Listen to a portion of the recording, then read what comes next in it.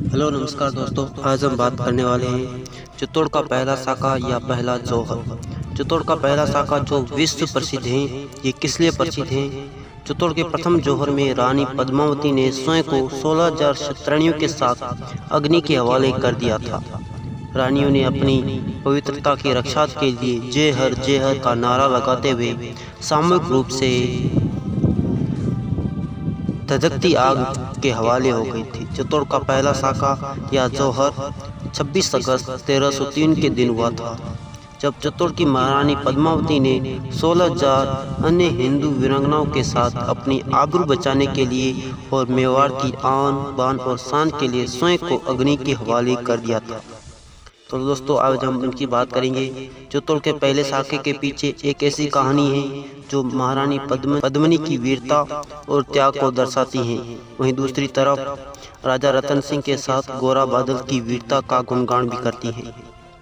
आइए जानते हैं इस घटना के लिए चित्तौड़ का पहला जौहर या शाखा करने की नौबत क्यों आई। चित्तौड़ के राजा रतन सिंह के साथ रानी पद्मावती का विवाह हुआ था। रानी पद्मावती की सुंदरता और राजा रतन सिंह की हार का परिणाम था चित्तौड़ का पहला शाखा।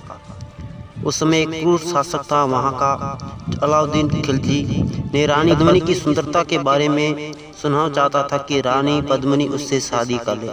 इसी बात को लेकर अलाउद्दीन खिलजी ने चित्तौड़ के राजा के पास एक संदेशा भेजा कि अगर युद्ध से बचना चाहते हो तो रानी पद्मिनी को मेरे हवाले कर दो। मेवाड़ के वीर कभी झुकते नहीं, झुका देते हैं। वाकई ये कहावत सत्य है। राजा रतन सिंह ने उसके प्रस्ताव को फाड़ दिया। इससे अलाउद्दीन खिलजी आग बबूला हो उठा। अब अलाउद्दीन खिलजी ने दूसरा प्रस्ताव भेजा कि एक बार पद्मिनी के दर्शन करना चाहता हूँ, अगर ऐसा नहीं किया तो निश्चित रूप से युद्ध होगा। राजा रतन सिंह खून खराबा नहीं चाहते थे, इसलिए उन्होंने अलाउद्दीन खिलजी की बात मान ली। चित्तौड़ के सभी वहाँ के शासक पद्मिनी सभी राजा रतन सिंह की इस बात से नाखुश थे कि उन्होंने अलाउद्दीन खिलजी के प्रस्ताव को मान लिया है।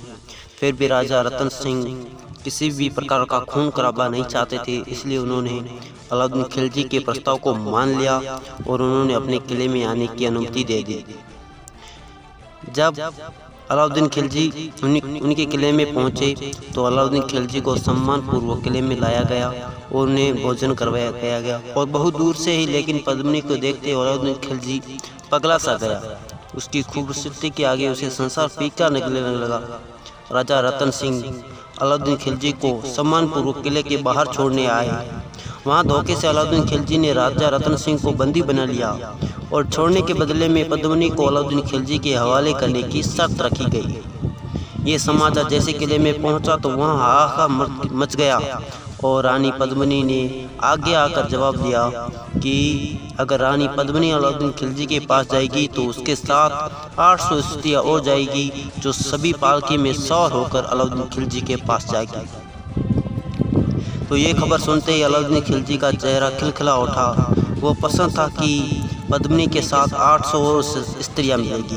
फिर क्या था, चित्तौड़ से पालकियाँ निकली, लेकिन उनमें चुनिंदा 800 वीर सैनिक थे जो स्त्रियों की जगह उनके भेष में बिठाए गए थे और जो चित्तौड़ के सबसे शक्तिशाली सैनिक माने जाते थे।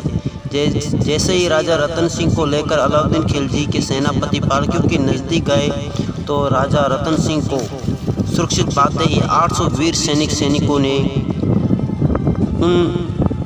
अलाउद्दीन खिलजी की सेना पर टूट पड़े और राजा रतन सिंह को सुरक्षित चित्तौड़गढ़ किले के अंदर लेके आए। अब अलाउद्दीन खिलजी पूरी तैयारी के साथ दोबारा चित्तौड़ के किले पर हमला करने पहुंचा और ये तारीख थी 26 अगस्त 1303। इस दिन से चित्तौड़ का पहला शाखा और राजस्थान का भी पहला शाखा या जौहर कहा जाता है। 26 अगस्त 1303 को राजा रतन सिंह इस युद्ध में मारे गए और हजारों की तादाद में सैनिक मारे गए। महारानी पद्मिनी को खबर पहुंची तो उन्होंने जौहर करने का निर्णय लिया। अब रानी पद्मिनी के साथ 16,000 वीर क्षत्रियों ने जौहर किया। इससे पूरे शाखे का वर्णन हमें पद्मावत ग्रंथ में मिलता है और इस पद्मावत ग्रंथ की रचयिता मलिक मोहम्मद जायसी हैं। दोस्तों, आपको ये पूरी कहानी कैसी लगी वो आज का वीडियो आपको कैसा लगा। ये पूरी कहानी चित्तौड़ के पहले साके और जौहर की थी। अच्छी लगी तो लाइक शेयर और हमारे चैनल को सब्सक्राइब करें। जय हिंद दोस्तों।